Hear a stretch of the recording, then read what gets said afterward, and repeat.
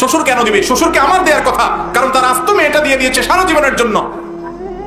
পড়ালেখা করাইছে সে, গড়ে তুলছে সে, গাছ লাগাইছে সে, আর গাছটা তুলে নিয়ে আসতেছে আমার সংসারে, সারা জীবন আমাকে সার্ভিস দিয়ে যাচ্ছে।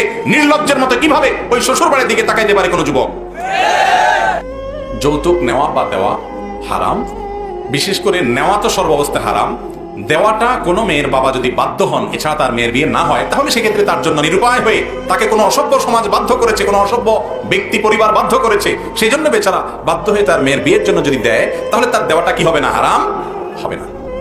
যারা যৌতুক নেন, মুরব্বীরা ছেলে বিয়ে করে যৌতুক নেন, চাচিরা ছেলেকে বিয়ে করে ছেলে শ্বশুরবাড়ি থেকে বিভিন্ন ভাবে আদায় করেন। সারা বাংলাদেশে আছে, আপনাদের এই অঞ্চলেও আছে না নাই? রমজান ইফতারি দিতে হবে, বিশাল বড় আপনার স্তূপ করে ইফতারি নিয়ে যেতে হবে। মেয়ের বাপের কি আছে কি না আছে সব দেখা দেখি না, ঠিক না ঠিক? ফলের সময় ফল কিনে দিতে হবে অনেক, হ্যাঁ, কোরবানের সময় গরুর কল্লা পাঠাইতে হবে, রান পাঠাইতে হবে, আর বিয়ের সময় তো বলতেই নাই, অনেক কিছু দিতে হবে। এসব কালচার আছে না নাই? বিয়েতে যারা যৌতুকের সাথে জড়িত তাদেরকে কিভাবে বুঝাবেন? ছোট্ট একটা লজিক বলি আমি, খুব ছোট্ট, একেবারে সহজ সরল।